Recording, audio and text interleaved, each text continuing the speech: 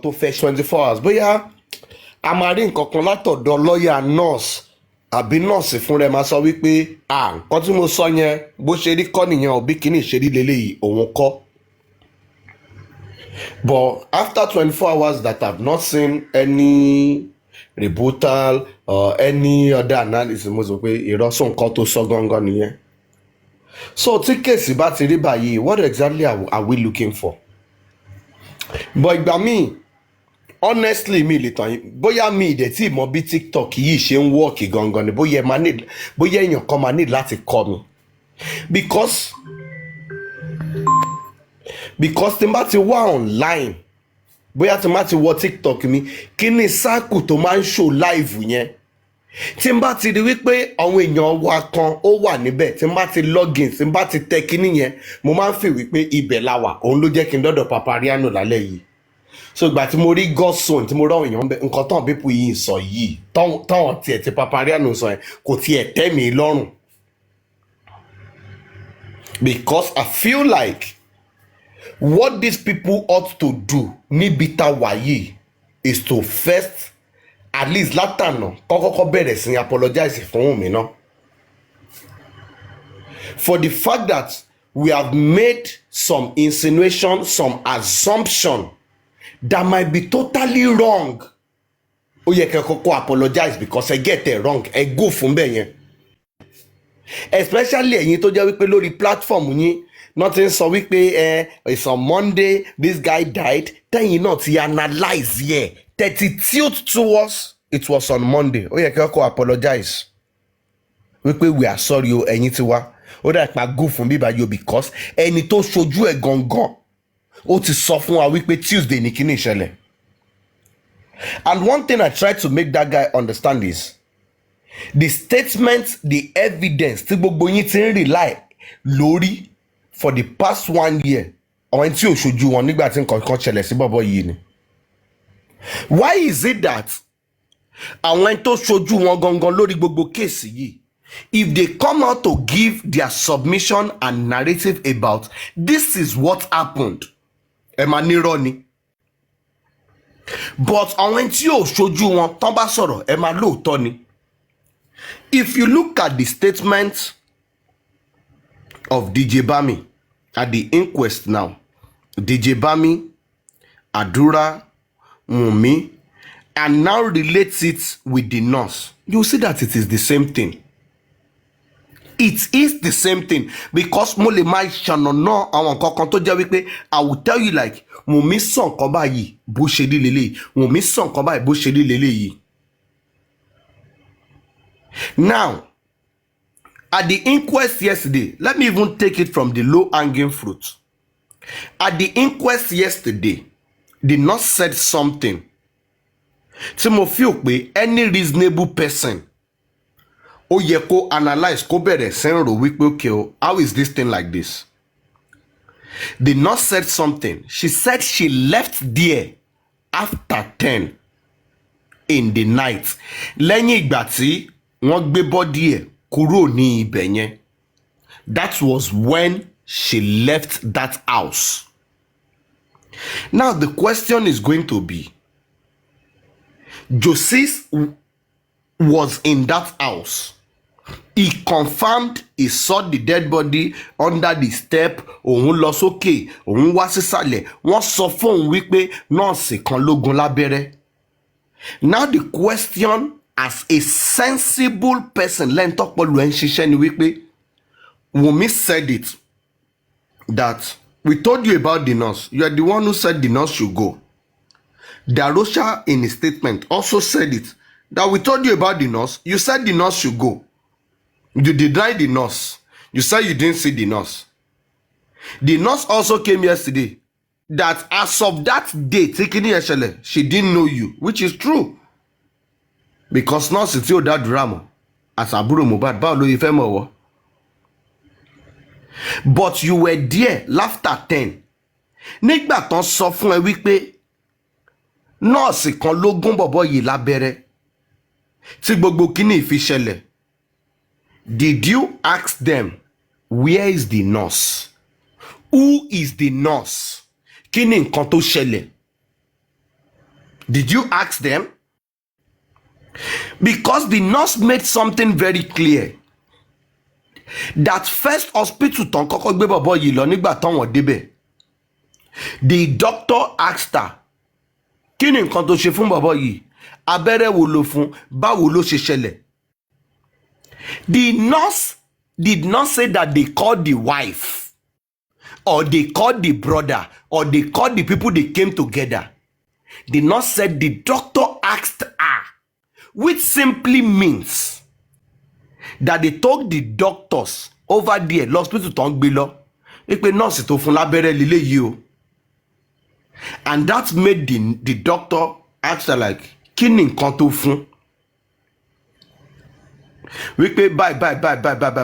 And nígbà tí nurse yẹn sọ fún wọn, with her own statement, she said the doctor told her like, kúrò níwájú mi.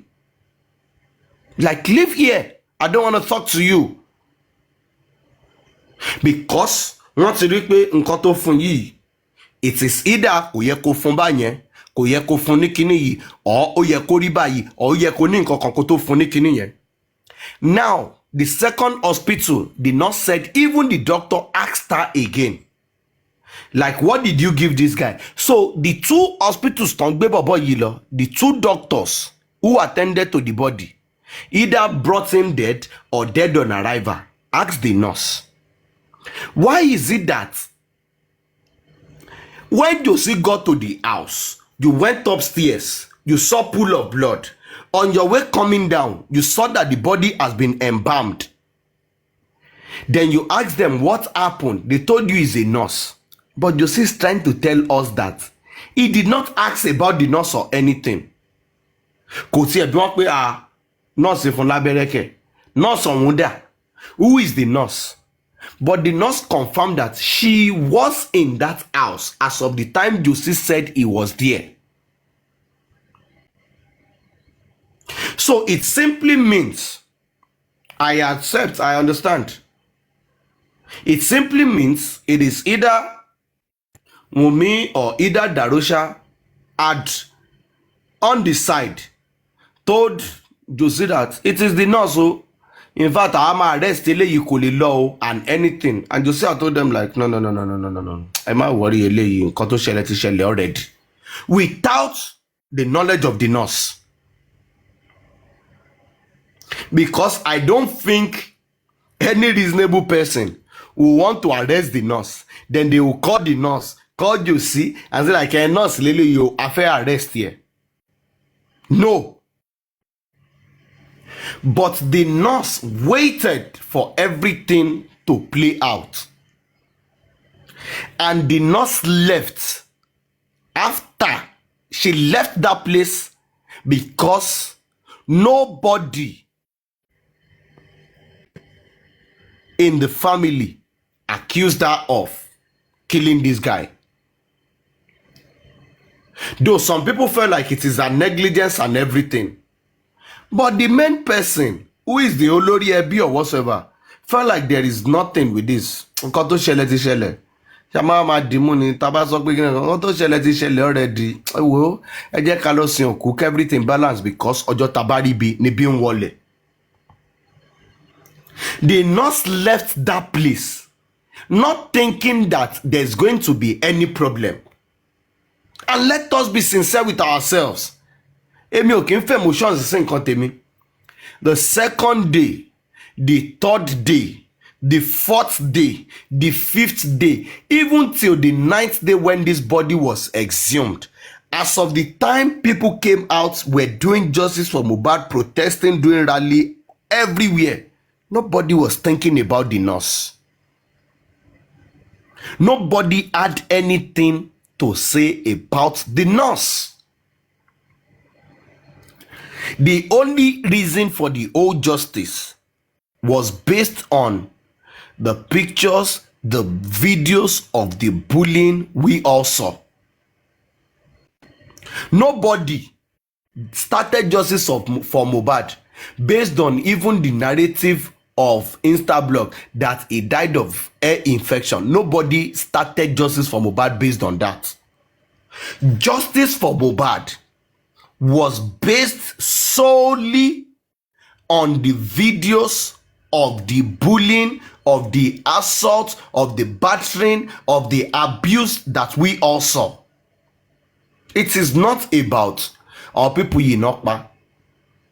And let me tell people something tonight on how we got here. Either we like it or not. Social media ló gbé wa dé gbogbo bíbá yìí. Number one, we need to ask ourselves, for over 1 year, 6 months, Wunmi did not grant any interview. She did not pay any blog to give her own side of the story. She did not even state her own side of the story to even we that just support her for 1 year, 6 months. I stand to be corrected though. Ẹni tó bá sọ wípé Wunmi pè mí àbí mo wà lórí live kan, Wunmi wà ńbẹ̀, ó wá ṣàlàyé fún wa wípé bó ti ṣẹlẹ̀ lélẹ́yìí, bí nǹkan ṣe rí lélẹ́yìí, kò ní tàn yẹn jáde. For 1 year, 6 months,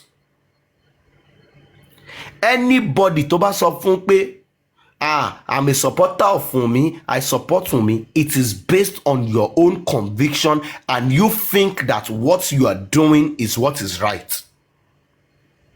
In fact, I can say it that 85 to 90% of Wunmi supporters are people who came in when the whole bullying for not among Wunmi even started. It is that of Liam. Nígbà táwọn èèyàn bẹ̀rẹ̀ sí ń gbé that innocent boy táwọn èèyàn bẹ̀rẹ̀ sí ń gbé ṣépè. That was when some people felt like, no, this should not need now. Tẹ́ bá sọ pé ìyàwó ẹ̀ ló pa, that is another thing. Ó wá lọ́mọ ẹ̀. Ọmọ kókó tí ò mọ anything. That is when this whole thing or this whole support base for ọmọ Wunmi tó bẹ̀rẹ̀ sí ń grow. And some people felt like, this whole African ideology and mentality, ìpè tọkọ bá ti kú, ìyàwó is the victim. No, some of us are not going to stand by this. This thing has not to be like this. And that is when some people said like, we are not saying Ọmọ Wunmi did not commit this crime, but bring your evidence.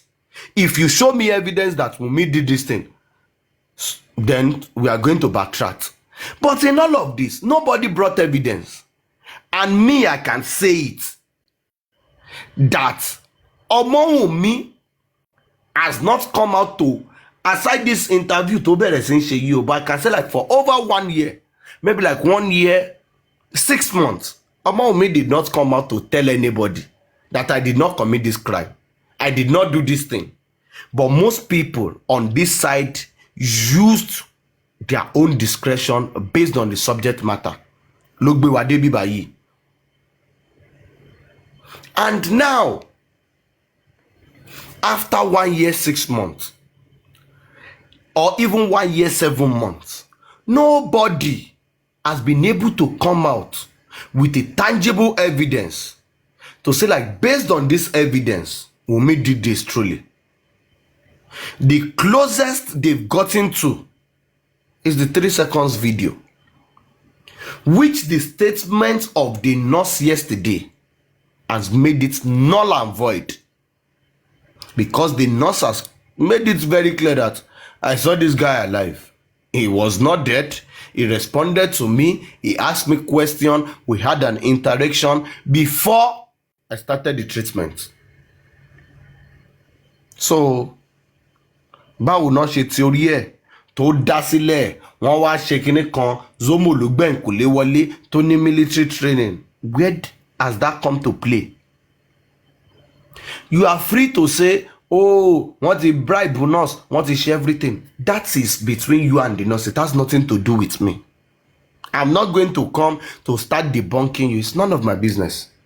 This is a case of either homicide or murder or negligence or whatsoever. If the nurse has decided to say like, I want to take the fall for Ọmọ Wunmi, that is on the nurse. It has nothing to do with me.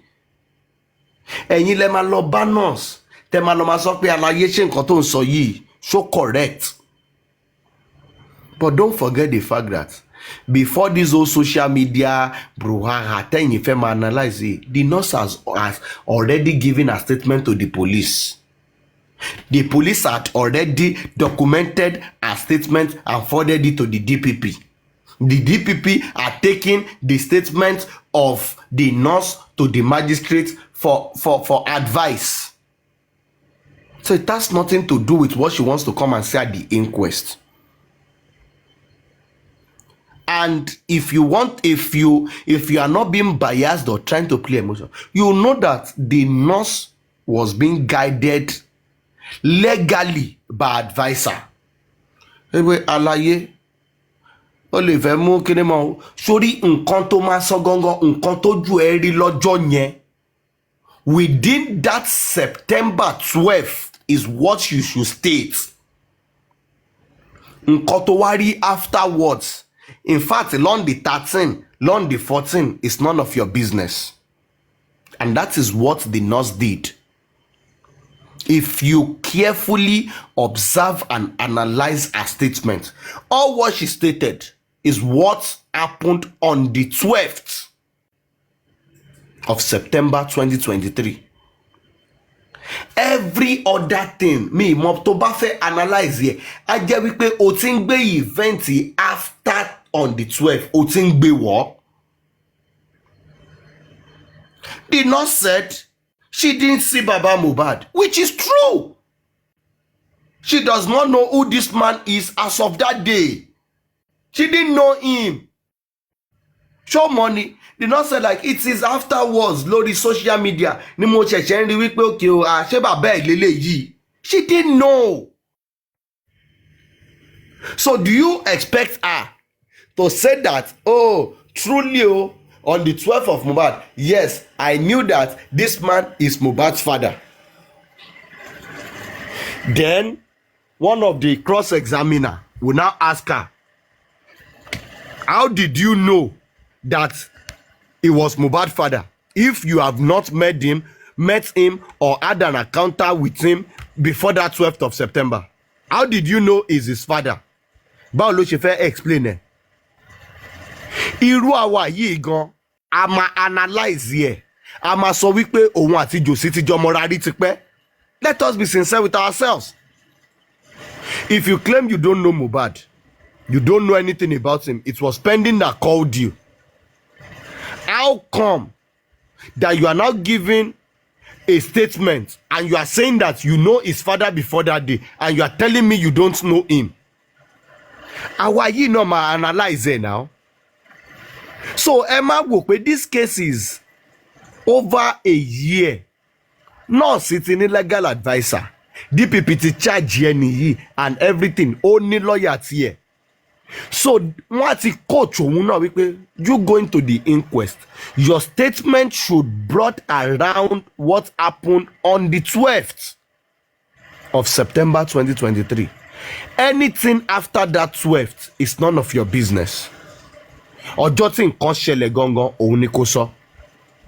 Orí bàbá ẹ̀ lórí internet is none of your business. O tí mọ̀ ìyàwó ẹ̀ tẹ́lẹ̀ is none of your business. There is every possibility pé if the nurse had seen another lady in the house, let's say maybe Blessing or someone who is a friend or someone close to Mohbad that day, she might have said like she didn't even know who Mohbad's wife was because òun ò dá anybody mọ́nú wọn because obìnrin bíi mẹ́ta mẹ́rin ló wà nílé. But ó lè claim pé Wùnmí ló wà níbẹ̀ because Wùnmí nìkan lóbìnrin tó wà nílé according to the record. So what exactly are we la fẹ́ máa gbà bí igbá ọtí? This case is as good as settled. And if you listen to their lawyer's interview after the inquest, if you listen to Sanshitu's statement, you will know that this case is over. A man sọ nǹkan fún wa níbí báyìí. I don't care about this thing anybody calls justice for Mohbad. It's none of my business. Ẹ̀yin tẹ́ ń wá justice, Ọlọ́run á fún yín rí. It is none of my business. I am not interested in it. The only thing mo dẹ̀ ti máa ń sọ ti pẹ́ tó jẹ́ kí n ṣì wà níbí báyìí is to establish the fact that Wunmi did not kill Mohbad. That is one for me. Number two, is that Liam is the son of Mohbad. Those are the two things for me. Any other thing, Ejoweweni, Awawini, it's none of my business. I'm not interested in it. Anything anybody wants to say. A lè fi catch cruise, a lè fi keep ara wa busy, a lè fi analyze, yàtọ̀ sí yẹn. This case as of yesterday has been defined or established. And let me tell you something. Now interject one bit by you. I guess some few days ago, me mo bóyá bíbá yìí ni àbọ̀dọ̀ Anita Bella ni mo sọ. Mo ní I would not be surprised if Josie's pathologist is not in court, or if Josie at the end of the day refuse or does not present his own private autopsy. I said it. Because all you need to do in this case is to marry this thing with that of the DNA. These people want to create a narrative. Like, oh, our kinikon, our autopsy, our this. The same way they came out to make it look as if like it is Omowunmi that has refused to do the DNA. Now, they will not present this thing because Emiti suffer whatever that anybody who cares to listen, Josie and his kitchen cabinet, they know the result of that autopsy. Let me ask you a question. With the statement of the nurse yesterday, and if Josie pathologist had come to read his own report to show that the report is inconclusive and it tallies with that of the government, do you think the inquest wants to waste his time again? Do you think the magistrate wants to waste her time again on this case? They know that there is nothing there, but they want to drag this case for as long as it takes. If you listen to Sanchitu's statement yesterday, when that their mama was asked him a question regarding the DNA, Sanchitu used that to say like, we are going to go to the magistrate and ask even if it is possible to do the DNA abroad. Do you know what that means? Do you know what that means? That simply means they want the old DNA case to start from the beginning again. They want it to start from the start again. Now the question we need to ask ourselves is, Tanomberu.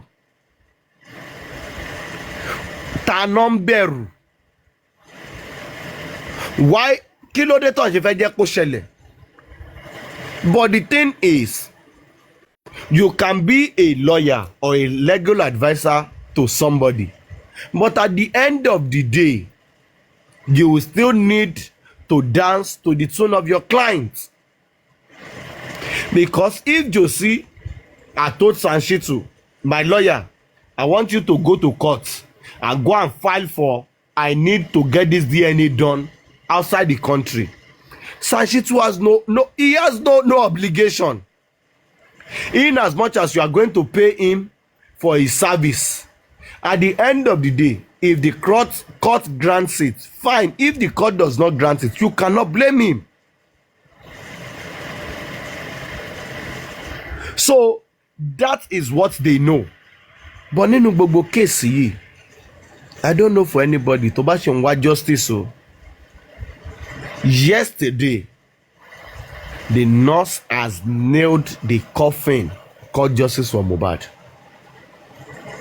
There's nothing like justice for Mohbad again. Case in Yelano. It is only if you want to start deceiving yourself. Because with what the nurse has said yesterday, I want go and listen to most of them. with their own analysis they know that pẹ̀lú nǹkan tí nurse ti sọ yìí, the nurse has already taken the fall for this case. I was listening to Sachi to say maybe there can be some clinical negligence. Kí ló ń jẹ́ negligence? I don't understand. Wùnmí ní kò domi sí lórí. I don't understand. Báwo ni ẹ ti jẹ́ crime? I have a car. Mọ́tò mi ń lo petrol. Mo pè ẹ́ wá as my mechanic. Kò wá bá mi service mọ́tò mi. You got to the house. You introduced yourself as a mechanic. You saw me. Mo bí ẹ pé, are you the mechanic from Mr. So? You said yes. Mo ní okay, ẹ gba key mọ́tò, ẹ lọ wo mọ́tò ń tà. Ó wá dé di mọ́tò, ó wo mọ́tò tó jẹ́ pé petrol ni. Ó wo everything. Ó wá fẹ́ máa service ẹ lọ. Ó ti jo oil, ó ti jo everything. My wife now said that ibi tó yẹ oil tẹjọ yẹn ẹ má fi oil sí padà o, diesel ní kẹ́ dà sínú ẹ̀. You are you call yourself a mechanic. Ìwọ náà wá lọ ra diesel, ó wá da diesel síbi tó yẹ kó da oil sí. Engine mọ́tò mi wá knock, mo wá gbé ẹ lọ police station wípé ìwọ ló knock engine mọ́tò mi. Ó wá sọ fọlọ́pàá pé it's not my fault. Ìyàwó wọn ló sọ fún wípé kí n da diesel síbi tó yẹ kí n fi oil sí. How does that make sense? Sense wo ló wà nú ẹ̀?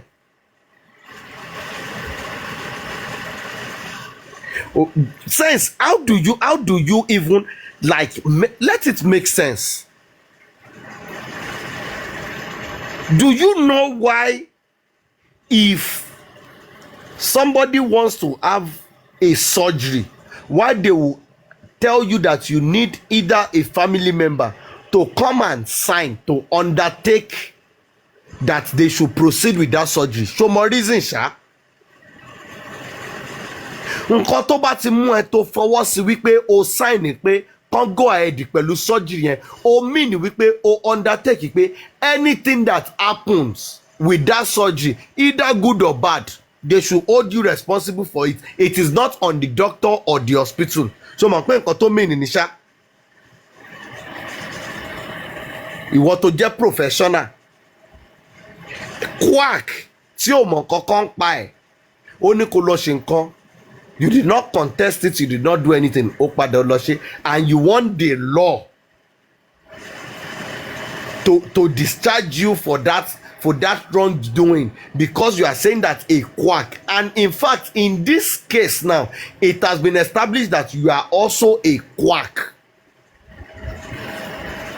So ìwọ tó mọ̀ kankan, ẹni tí ó mọ̀ kankan sọ fún ẹ pé bó ṣe máa ṣe leléyìí.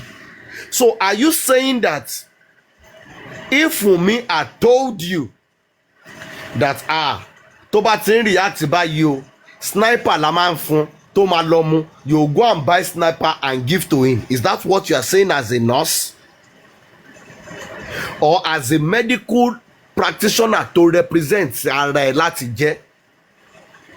Because the moment you came into that house to pera ẹ ní nurse and everything, o ti override the authority anybody tó wà níbẹ̀ yẹn. Because nígbà tó fẹ́ fún ní tetanus injection, nobody asked you to tell you like, no, don't give him this. So kini kankan based on lead it here on everybody and follow.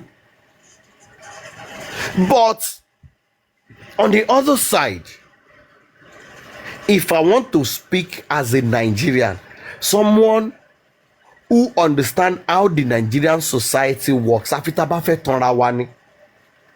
most of us, or I can say like 80 to 85% or 90% of Nigerians have auxiliary nurse treating them, directly or indirectly. If you go to the pharmacy, you just ask, I need Felvin, I need paracetamol, I want to buy augmentin, I want to buy Ciprotab. I want to buy so. They don't ask you questions. I want to buy vitamin C. They don't ask you. They sell to you. Even in some places, as an individual, you can even go as far as even buying drip over the counter. They will sell to you. Nobody will ask you question. But as of today, most of us ìtàtí ṣe.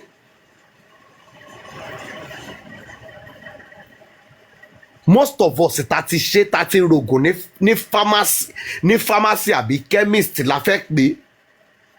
Tó jẹ́ pé ẹni tó wà níbẹ̀ gan òbí wá pé kí ló ṣẹlẹ̀, kí ni nǹkan tó ṣe yín. Even as a guy, we go over the counter and say we want to buy Postin or 2. They sell to us without asking question. Ṣe bí mi pé aṣọkùnrin, why do you want to buy Postin or 2? They sell to you. Mr. Oluwatosin, kí lẹ fẹ́ fi Postin náà ṣe? Ẹ jẹ́ àsòótọ́ náà, ṣáfẹ́ máa parọ́ fúnra wa ni. Ẹ jẹ́ àsòótọ́ náà. Kò ní ìdí ká máa hide on kankan mọ́ náà. You go over the counter to buy even medicines that ìwọ kọ́ ló fẹ́ lò. Tó jẹ́ pé ẹni tó ń tà fún ẹ gan mọ̀ pé ìwọ kọ́ ló máa lò. They sell it for you. And I see people online today say the nurse did not ask, the nurse did not shake it. Me understand. Most of us láti lògùn tí ò ṣe kíní. Ẹlòmíì réètì tó fi ń lo alábùkún ó ju tẹ́lòmíì gan fi ń momi lọ. Ṣé kò ní side effect ẹni? But people, we when some certain things happen, everybody wants to act like holier than thou. Ṣèbórí ìkànnì yìí la wà lórí justice for Mohbad. Tọ́wọ́n èèyàn kan pé Wùnmí àṣànà ni ẹ́ kíní kan ni ẹ́. Ìgbà wo láàrin wípé àwọn people yìí ń ṣe camera down pẹ̀lú ọmọ inú wọn. People are quick to judge. People want to have opinion over other people's issue. Over other people's situation. Oh, they check yàrá wípé nǹkan tó ń blame èèyàn kan fún yìí. Ṣé wọ́n gan ò ṣe directly or indirectly, consciously or cautiously? There is no way you will tell me. Àfi tó bá sọ mí pé kí o, wọ́n bí ẹ sá abroad o, wà Nàìjíríà rí o, gbé Nàìjíríà rí o, I will agree with you. But if you say you live in this Nigeria, you live either early part of your years in this Nigeria, o pé in fact gan kó jẹ́ pé 10 years 15 years or 20 years ló pé ní Nigeria yìí kó tó lọ sí abroad, there is no way tó máa sọ fún mi pé o tí directly or indirectly ra oògùn over the counter for yourself or either for your children. Ẹlòmíì bọ́nà bèbù gan ó kàn believe pé wọ́n ní tọ́mọ bá ti ń ṣe yín jẹ́ ń lọ ra bọ́nà bèbù fún, ó ti lọ rà fúnra ẹ̀. There is no average, there is hardly will you see any average Nigeria tí ò kì í ṣe self medication. Tó bá ti jáde tó bá ti weak báyìí tó lo paracetamol lọ́jọ́ kan tí ò lọlẹ̀ báyìí ó ti fẹ́ pé mo ti ní malaria. Ẹlòmíì tí nọ́ọ̀sì bá wá gan òun ló máa sọ pé in fact ẹlòmíì ò ní pé nọ́ọ̀sì gan òun fúnra ẹ̀ ló máa sọ pé bá mi lọ sí chemist, bá mi ra nǹkan báyìí, bá mi ra ciprotab, bá mi ra ilé yìí, bá mi ra kinní kan bá mi ra musil, bá mi rí ilé ìṣeré, ó dẹ̀ máa dùn fúnra ẹ̀.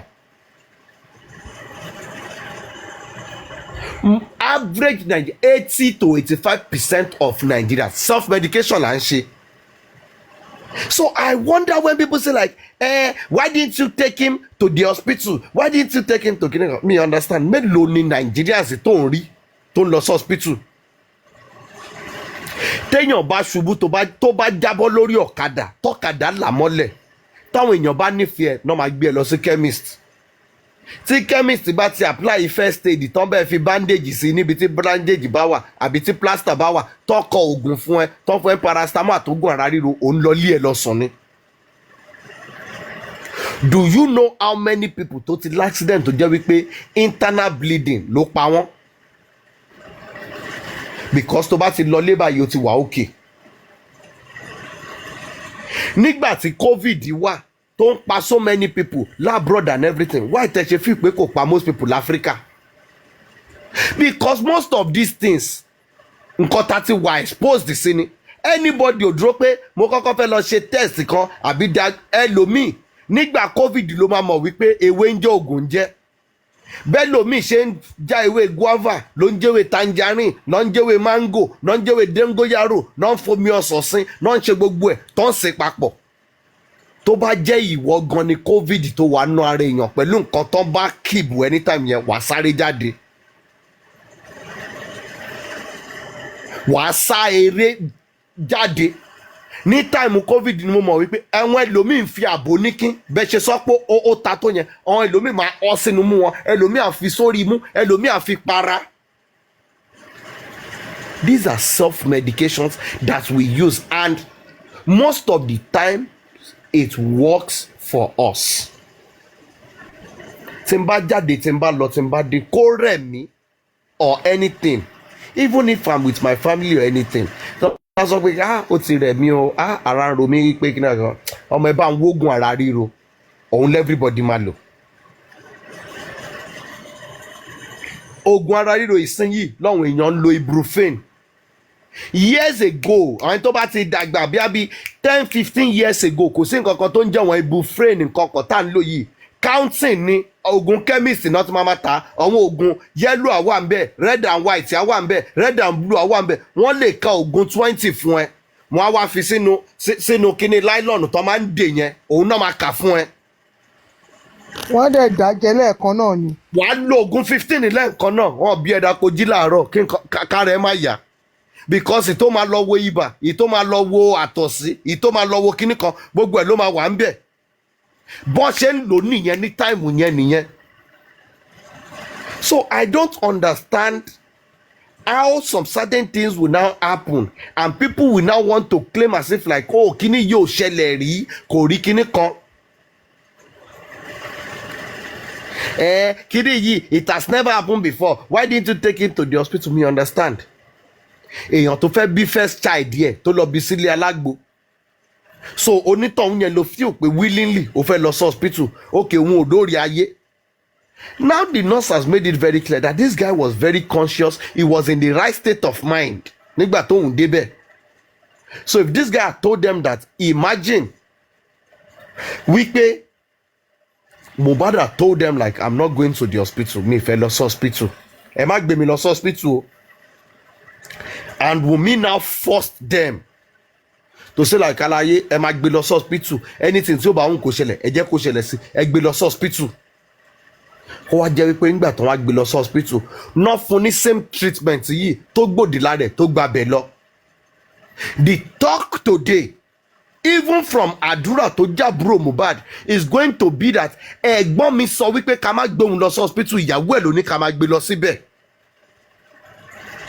The talk today is going to be that as Wunmi conspired with the people in the hospital tó fi ń sọ wípé dandan ni kẹ́ máa gbé lọ sí hospital nígbà tẹ́ni tààrẹ ọ̀yá sọ wípé kẹ́ máa gbé òun lọ sí hospital. That is when these people will make you understand that wípé injury tó wà lọ́wọ́ ẹ̀ yẹn kò tó nǹkan tó yẹ kán gbé lọ sí hospital fún. That is what these people will say. That ṣé injury tó wà lọ́wọ́ ẹ̀ ṣebí injury kékeré tarí yìí ni why tó ṣe jẹ́ wípé ó yẹ kán gbé lọ sí hospital, nǹkan kékeré tó máa pe nọ́ọ̀sì fún kó kàn wá treat ẹ̀ tára ẹ̀ máa yá òun náà wá ń gbé lọ sí hospital fún, despite the fact pé bọ̀bọ̀ yìí sọ wípé kán máa gbé òun lọ sí hospital. Ó ní nǹkan tí bọ̀bọ̀ yẹn rí náà, ìyàwó ẹ̀ ní nǹkan tó fẹ́ ṣe ló ṣe ní kán máa gbé lọ sí hospital dandan. That is what these people will say. Now the wife listened to what the husband wants. As of today, we are blaming the wife. Let us even agree. Wípé Wunmi is negligence, she doesn't care, she doesn't ṣe kíni kan, ṣàbùrú ẹ̀ ẹni tán bí tẹ̀lé gangan. Ṣèbájòjì ni Wunmi, ṣebí Wunmi rìn wá ni, ṣebí ìyàwó ni, ṣèbọn mú wá láti ibì kan ni. Ẹni tán bí tẹ̀lé gangan ṣèbó wà ń bẹ̀, ìyẹn confess pé òun wà ń bẹ̀ náà. Kí ló dé tí yẹn ò ṣe fọ́ọ̀sì ẹ̀ wípé ẹ̀gbọ́n mi lélẹ́yìí o, ìyàwó mi ìmọ̀ kan tó fẹ́ ṣe o, eléyìí máa dé hospital. Kọ́ tiẹ̀ wá sọ wípé ìjà wà láàrin àdúrà àti Wunmi, kọ́ ní pé kí ló fa ìjà yẹn as of today. kọ́ sọ pé àdúrà lòun gbọ́dọ̀ gbé ẹ̀gbọ́n òun lọ sí hospital dandan Wùnmí ló sọ pé kọ́ má gbé òun lọ. Maybe I'll be part of the people who will be blaming Wunmi today. But everybody in the house attested to the fact that this guy does not want to go to the hospital. Why tó ṣe fẹ́ force ẹ lọ?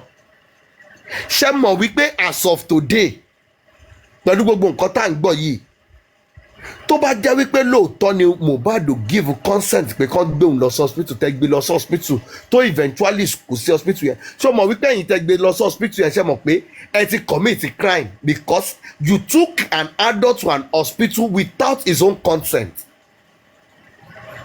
Gbogbo ìtẹ́fẹ́sán yẹn medical kìnìkan òfin orí the law does not even it only takes maybe 2 or 3 people to attest to the fact that this guy does not want to go to the hospital.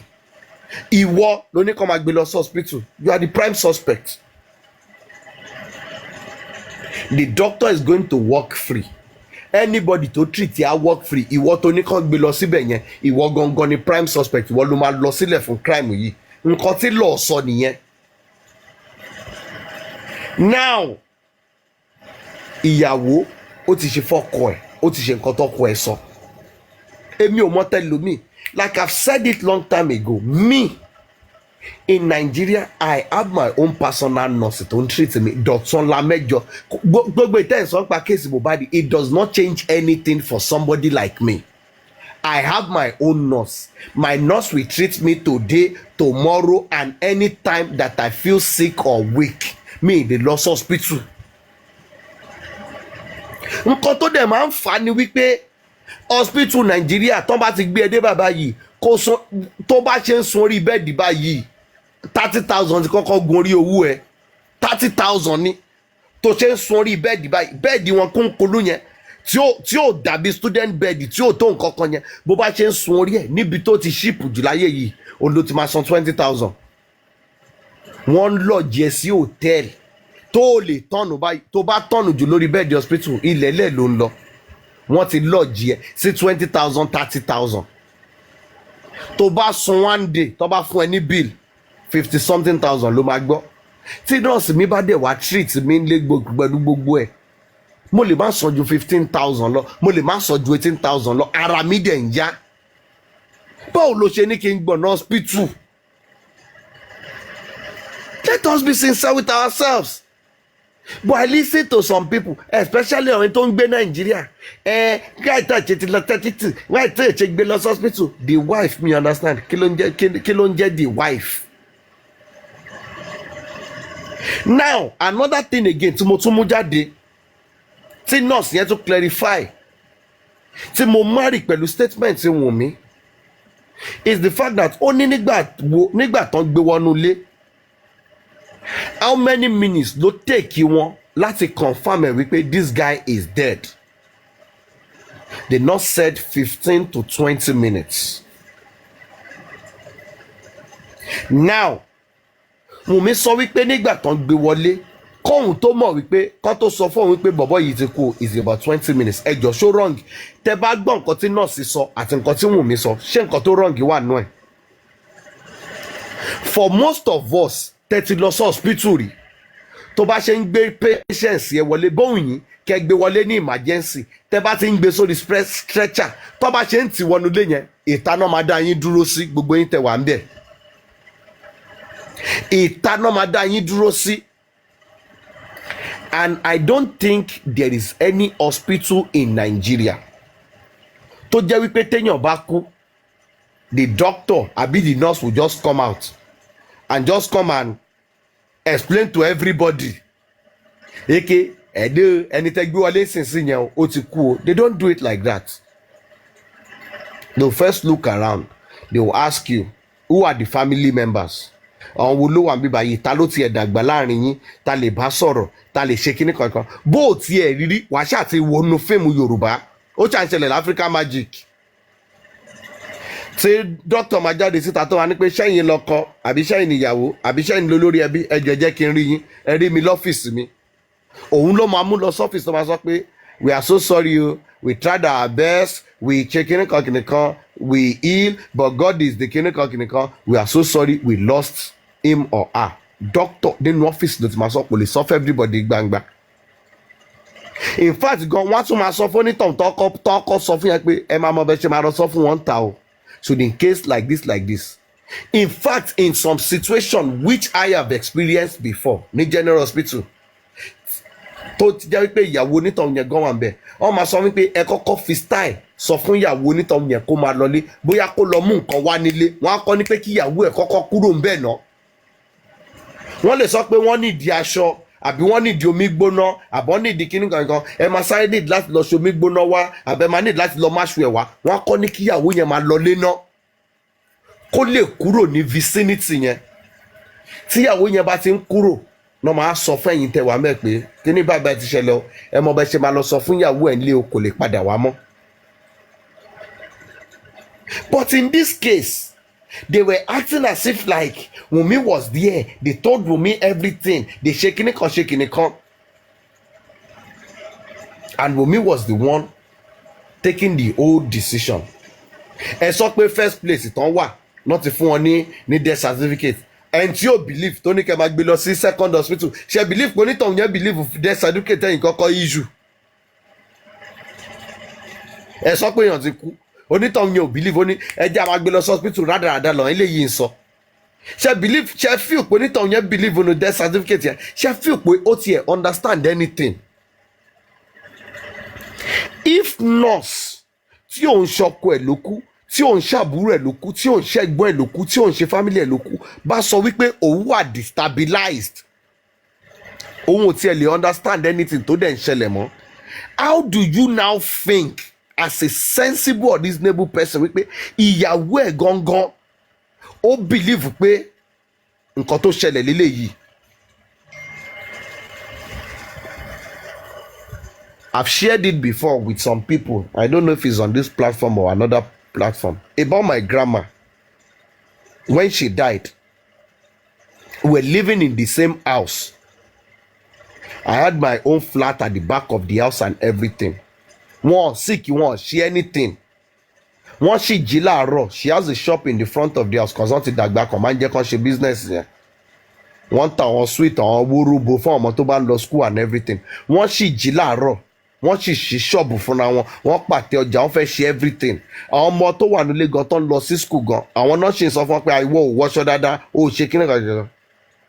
Ó dẹ̀ wọnúlé pé kó èèyàn fẹ́ ra nǹkan pé àjẹ́ ń lọ mú change nulẹ̀ ni màmá wọnúlé fún wọ́n dẹ̀ jókòó sílẹ̀lẹ̀.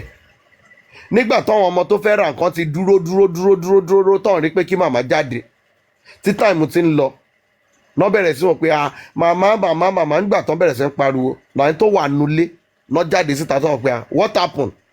Oh yeah, we bought something, we need change, we are waiting for mama to give us change. Náà bẹ̀rẹ̀ sí ń pè màmá nígbà tán máa wọnú yàrá màmá ó rí ibi tí màmá jókòó sí ńlẹ̀lẹ̀. Nígbà tó máa fi chẹ́ẹ̀kì màmá kíní kankan orúkọ mi náà ń pa èmi ni mo drive mọ́tò tá sáré gbé wọn pé ká lọ sí nearest hospital. Nígbà tá máa fi dé hospital inú mọ́tò náà ti chẹ́ẹ̀kì wọn doctor ní pé ẹ má gbé màmá bọ́lẹ̀ pé màmá ti lọ ẹ má gbé wọn padà lọ sílé. Mi ì lè tàn yín ní ibẹ̀ yẹn èmi ni mo wa mọ́tò dé hospital mi ì lè wa mọ́tò yẹn padà mọ́. Mi ì lè wa mọ́tò yẹn kúrò níbi tó wà mọ́. Mo kàn rìn kúrò ńbẹ̀ mò ń rìn lọ téèyàn bá bí mi di èní yìí mi ì lè sọ wípé this is what is in my head this is what I'm thinking àbí nǹkan tí mò ń go through lélẹ̀ mo fi mọ́tò lẹ̀ mò ń rìn lọ ni. It was my elder sisters àwọn tó kù tán wà ńbẹ̀ lẹ́lòmíì ṣẹ̀ṣẹ̀ wa mọ́tò tán gbé mọ́tò lọ lé padà.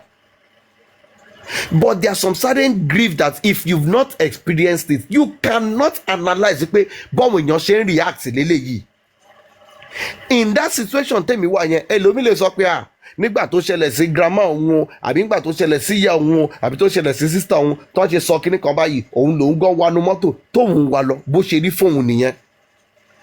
How do you feel like ẹni tó rí ní ìsinsìnyí tí nǹkan kan ò ṣe tẹ̀sí jọ ń sọ̀rọ̀ tẹ̀sí jọ ń ṣe kíní kan and within the next 20-30 minutes or 40 minutes wọ́n dẹ̀ sọ fún ẹ pé ẹni yìí ti kú?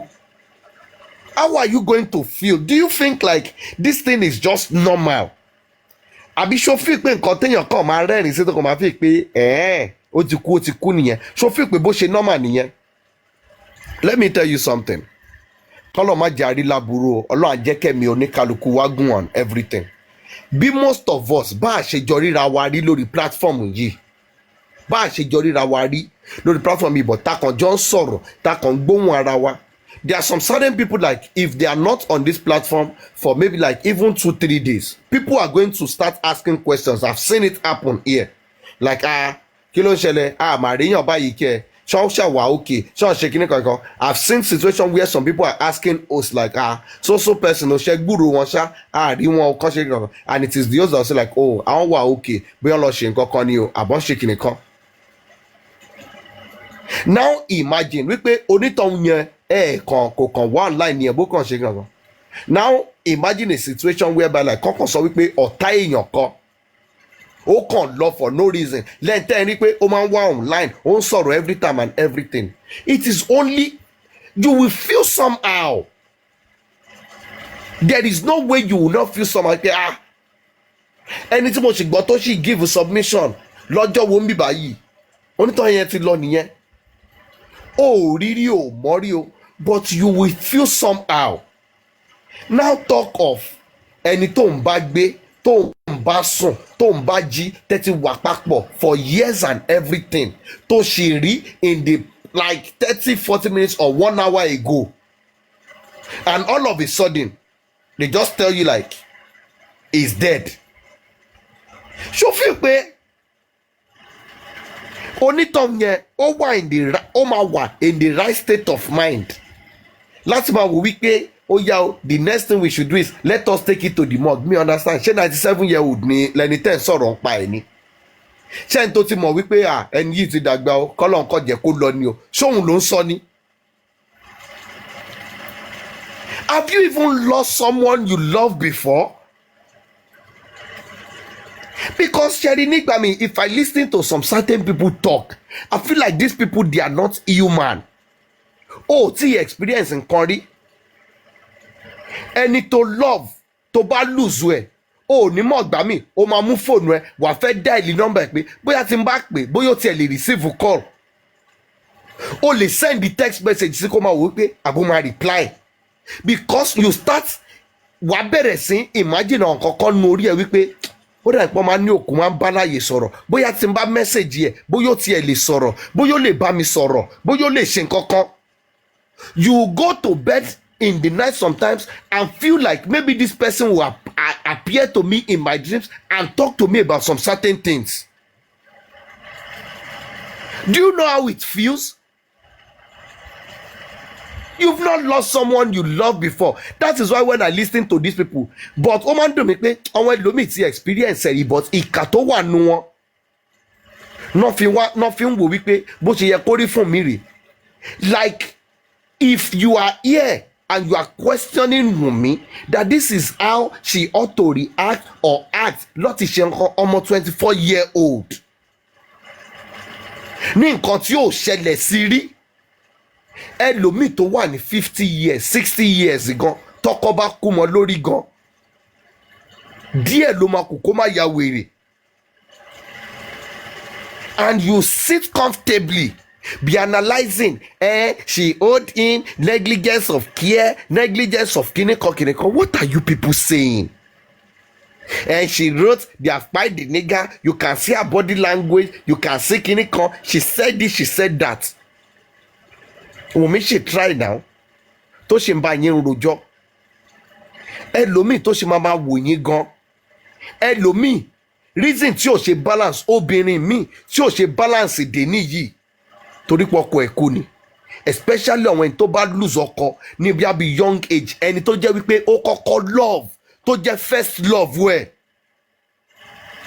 Torí ẹ̀ ń gbà mí tẹ́lómi bá ń sọ̀rọ̀, in my heart what I think is the fact that can Wunmi overcome this phase in her life in eternity? Because I've listened to this girl after 1 year in an interview still talking about Mohbad as if Mohbad is still alive, still talking. You can feel the love, the passion that this girl has for this guy. Do you think this girl in the next 1, 2, 3 years or even 5 years can move on, meet somebody, and the love is going to be perfect? Do you think that is going to be there? And then negligence of care, duty of clinical, or analyze the pain to feel, but at all was ese. O dem feel pe bo se ye ko ri leleyi. A 24-year-old girl. What exactly is she supposed to do? Mo se fe sin yen ko fo sínú kòtò. Àbí bo se fe fún lábẹ́rẹ́ kó ní ẹ má fún lábẹ́rẹ́ mi ní kẹ́ fún. This was the same girl in the case of NDLEA that was standing in the tó dúró síwájú ìbọn. Wípé shoot if you want to shoot, that was ready to take a bullet for this guy.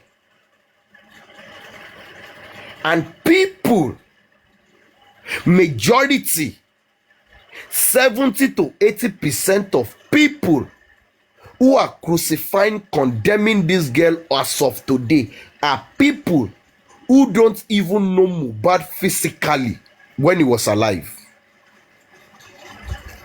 People tó jẹ́ wípé wọ́n fi orin Mohbad sórí repeat nígbà tí bọ́bọ́ yìí wà alive. These were people who never for once attended this guy's show. These were people tó jẹ́ wípé wọ́n stream orin bọ́bọ́ yìí gan rí. Ẹ̀yin lẹ wá ń jókòó tẹ́ analyze tẹ́ criticize pé bó ṣe yẹ kó hùwà lélẹ́yìí. It's just as if like òun sọ fún ẹni tọ́mọ kú lọ́wọ́ ẹ̀ wípé bó ṣe yẹ kó hùwà lélẹ́yìí, bó ṣe yẹ kó ṣe lélẹ́yìí.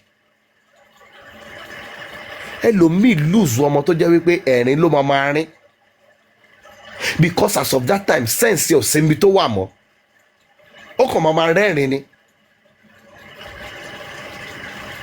But that pain, that trauma is for life. Nobody, none of these people are considering that how will this girl move on with her life? Báwo ni girl yìí ṣe máa get balance in life ẹ̀ padà? But what these people have successfully done is to add more burden to her pains. Lẹ́ni tó love, lẹ́ni tó jẹ́ wípé nígbà tọ́kọ ẹ̀ wà láyé kò for once kó doubt ẹ̀ rí, kò for once question character ẹ̀ rí. Nígbà tí Mohbad ní meltdown, nígbà tí gbogbo issue NDLEA ṣẹlẹ̀, nígbà tó lọ mú nǹkan tó ṣe kíní kankan, even in the case of the bullying, Mohbad ó sọ̀rọ̀ síta, àwa la gbọ́. Bọ̀bọ́ yìí sọ̀rọ̀ síta. He made several tweets, several posts. Ó report case fọlọ́pàá now. Àwa la gbọ́ now. Àwa la decide pé a fẹ́ gbọ́. And kí ni reason tá a ṣe fẹ́ gbọ́ ní ìgbà yẹn? Ni wípé we had our favourites then. His oppressors were our favourites. À ń gbádùn orin wọn, à ń gbádùn vibe tán fún wa. Bọ́bọ́ yìí sọ̀rọ̀ síta. Ó tweet ẹ̀ ṣì wà ń bẹ̀. Ó make post ẹ̀ ṣì wà ń bẹ̀. Ó ṣe fídíò ẹ̀ ṣì wà ń bẹ̀. Ó report case fọlọ́pàá, petition ẹ̀ ṣì wà ń bẹ̀ náà. Àwa la decide pé a fẹ́ gbọ́. The reason is because we had our favourites. Ó tẹsẹ̀ lébọ̀, Yahoo Shani Babaláwo, ó ń fún wa ní vibe ń gbà yẹn. Àwa là ń gbádùn orin wọn ń gbà yẹn. A wò wípé no, àwọn táwa like yìí, àwọn kọ́nà máa ṣe léyìí sẹ́. We enjoyed them. We gave his oppressors, we gave them power. A empower wọn. Débi wípé a silence voice bọ̀bọ̀ yìí. Àwa pẹ̀lú àwọn tó jẹ́ kọ́wọn èèyàn rí wípé ó dà pé bọ̀bọ̀ yìí ń sinwin lóòótọ́. Let us be sincere with ourselves. Ìtó bá jẹ́ ẹ̀bi wa, ẹ jẹ́ ká dìmú níbi tọ́rọ̀ dé yìí. Don't let us start acting as because we love Ọmọwùnmí today. I feel like most of us, we owe Omowunmi an apology. Not to Omowunmi directly, but to say like, I am so sorry, and I'm going to say it tonight, Omowunmi, I'm so sorry, that when Mohbad was crying for help, I did not listen to him. I did not see any sense in his cry and his pain. Because I felt like it was one of those crews and bands and everything. I didn't know that these people employed PR and everything to suppress his voice. I did not know that this guy was actually truly indeed in pains. Me mo.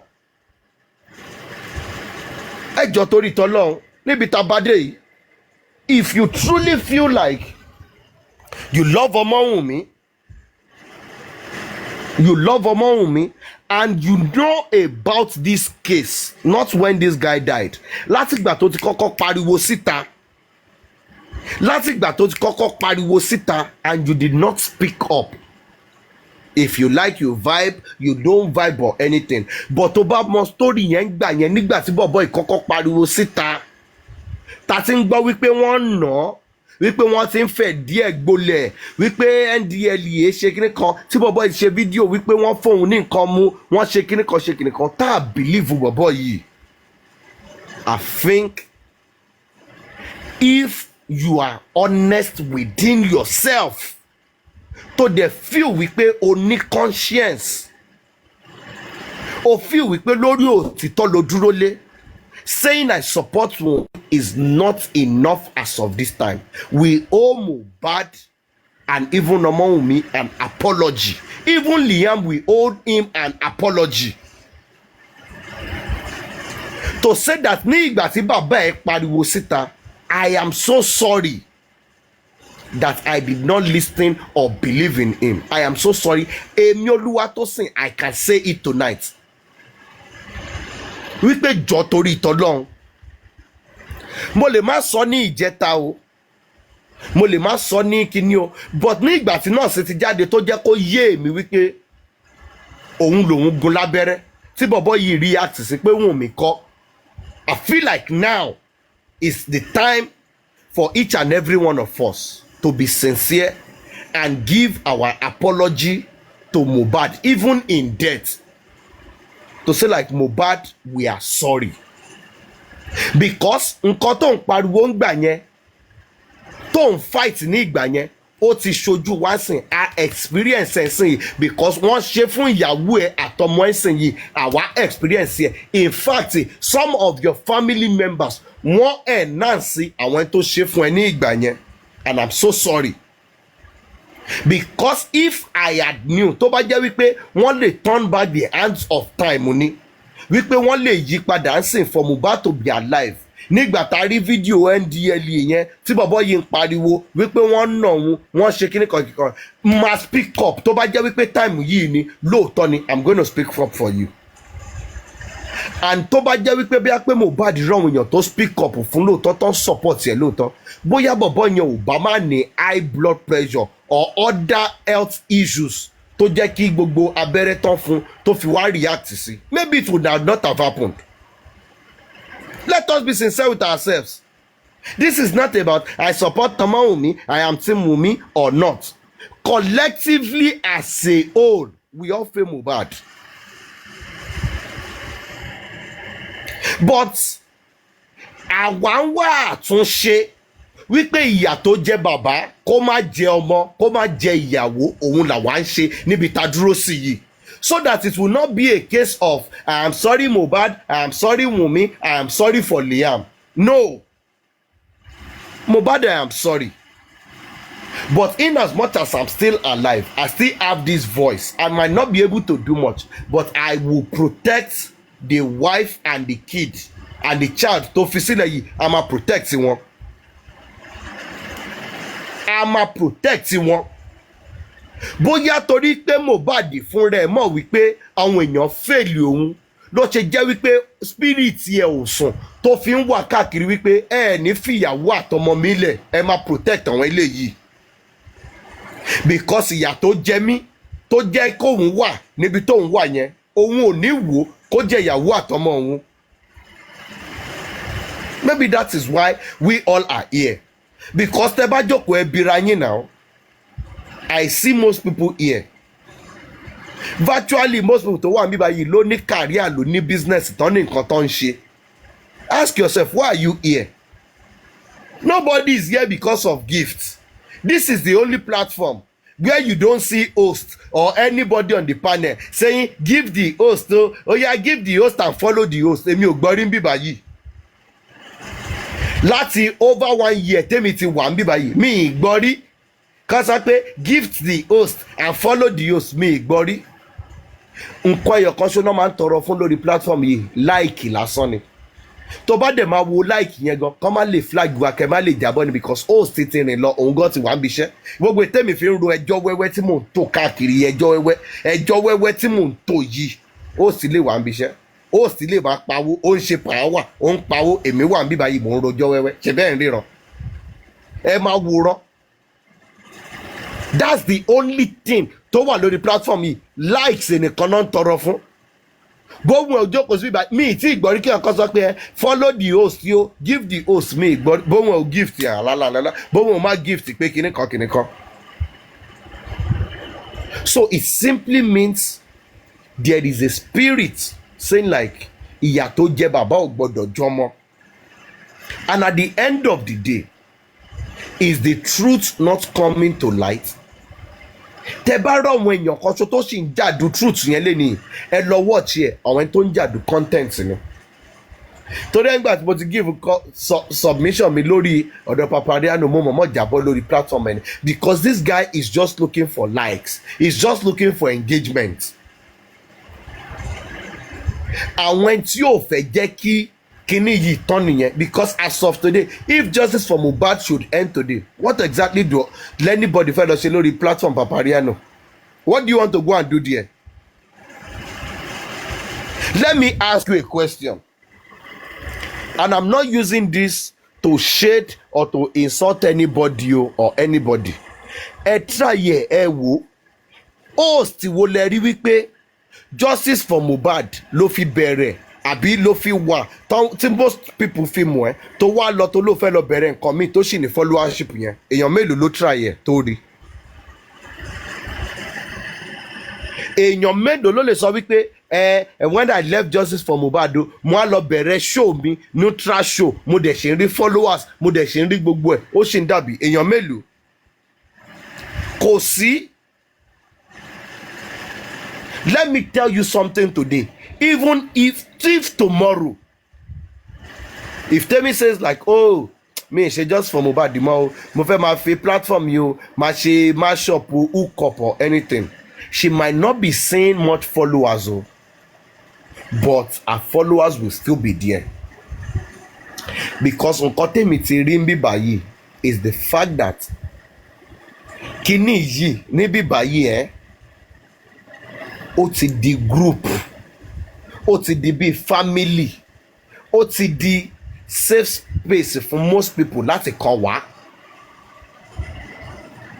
It is not like I've tried to observe this platform, because nígbà míì fúnra mi mo ti wọlé rí tí mo fi pé justice for Mohbad ló yẹ kọ́ people máa sọ, and I'll still see like 200 and something people, 300 and something people. Èmi gan fúnra mi gan máa kúrò níbí máa gbé ilé ìwòsàn justice for Mohbad jẹ́ ń lọ bò mí, and àwọn èèyàn dẹ̀ máa wà ń bẹ̀ ọmọ máa listing sí nǹkan mi, ó lè jẹ́ nǹkan mi náà máa sọ káàkiri o, and people will still listen. Let any other host try ẹ̀ tó bá rí 30 followers, tó bá rí 30 views, ó ń ṣeré ni. Try ẹ̀ wò, kó try ẹ̀ wípé òkè o mo kàn fẹ́ ṣe nǹkan o, wípé òkè o for the next like 5 hours lórí platform mi ní sọ justice for Mohbad, mi ní sọ anything. Tó bá rí 20 views àbí 30 views, máa sọ fẹ́ pé owó ẹṣẹ ni. Àwọn èèyàn máa kúrò ń bẹ̀ instantly. People are looking for content, people are looking for story, me inclusive. Mo máa lọ síbẹ̀ straight, mo fẹ́ lọ gbọ́ nǹkan tẹ́ ẹ̀ ń sọ, mo fẹ́ lọ gbọ́ nǹkan pé ṣé justice for Mohbad lẹ́ ń sọ, sọ justice for Mohbad ẹ má wọrí, mo ń lọ bòmí. Ó pè, in fact mo lè lọ máa gbọ́ Comfy, because content là ń wá. We just want to get information about something that is linked with this case. Either it is what I want to hear or not. But I can say that for like over 4 months now, Timothy notice, which is from December, January, February, this is March.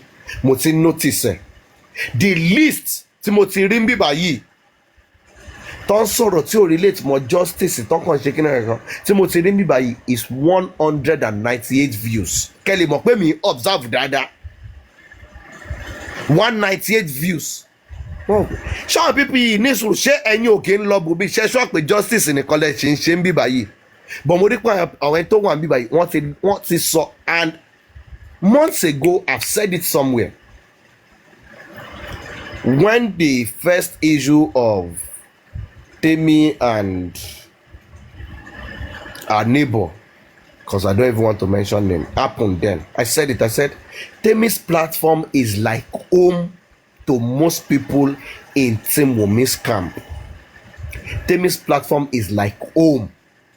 And that is one of the reasons I respect this lady so much. I respect her so much for that. Irú èmi tẹ́ pé èmi rìn káàkiri everywhere.